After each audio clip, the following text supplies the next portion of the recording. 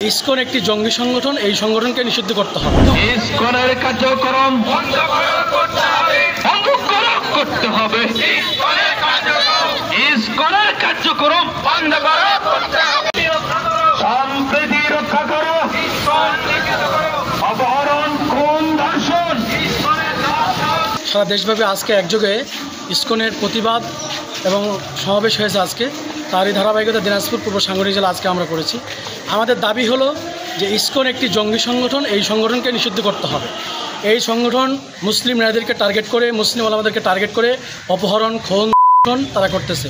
তাই আমাদের দাবি সরকারের কাছে যে এই সংগঠনকে অনতিবিলম্বে দ্রুত তাদেরকে নিষিদ্ধ সংগঠন হিসাবে বা জঙ্গি সংগঠন হিসাবে তাদেরকে করতে হবে। যদিও তারা বলতেছে শ্রীকৃষ্ণের আমরা ভক্ত তৈরি করব বা ভক্তি চেতনা বাড়াবো, এই লক্ষ্যে তারা বলতেছে, কিন্তু বাস্তবতা তাদের কোনোটাই মিল নাই। তা আমাদের মুসলিম নারী, মুসলমান ভাইদেরকে সরলতা মন নিয়ে তারা আজকে টার্গেট করে খুন, অপহরণ, গুম আজকে চালিয়ে যাচ্ছে। তাই প্রশাসন এবং সরকারের কাছে আবেদন আমাদের যে আপনারা দ্রুত এই সংগঠনকে নিষিদ্ধ করুন এবং অবশ্যই নিষিদ্ধ করতে হবে। আমরা চাই যে সংগঠনকে নিষিদ্ধ করা হোক। আমরা আজকে লক্ষ্য করছি সারা বাংলাদেশে একটা ভয়ের সংস্কৃতি তৈরি করা হয়েছে। এখানে হিন্দুদের মধ্যে একটি জঙ্গিবাদী সংগঠন যার নাম হচ্ছে ইসকন।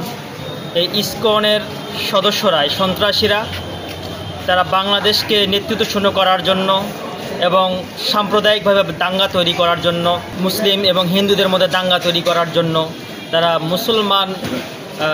মুসলিম মেয়েদেরকে তারা টার্গেট করতেছে এবং তাদের সাথে সম্পর্ক তৈরি করে, পরিচয় গোপন করে তাদেরকে দর্শন করতেছে, হানি করতেছে এবং যারাই কথা বলতেছে তাদের বিরুদ্ধে তাদেরকে নৃশংসভাবে হত্যা করা হচ্ছে।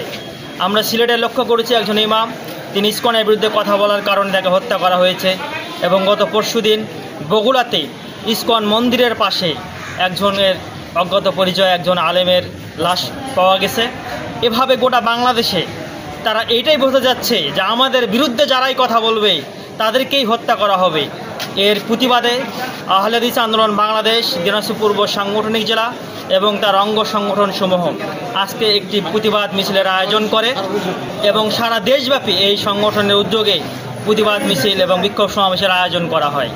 আমরা চাই এদেশ হিন্দু মুসলিম, হিন্দুরা পূর্বে থেকে আছে, তারা এখানে থাকবে, কিন্তু কোনো জঙ্গি সংগঠন তারা থাকবে না। তাদেরকে অবিলম্বে নিষিদ্ধ করা হোক। আমাদের সংগঠন থেকে এইটাই দাবি আমরা সরকারের প্রতি আমরা জানাচ্ছি।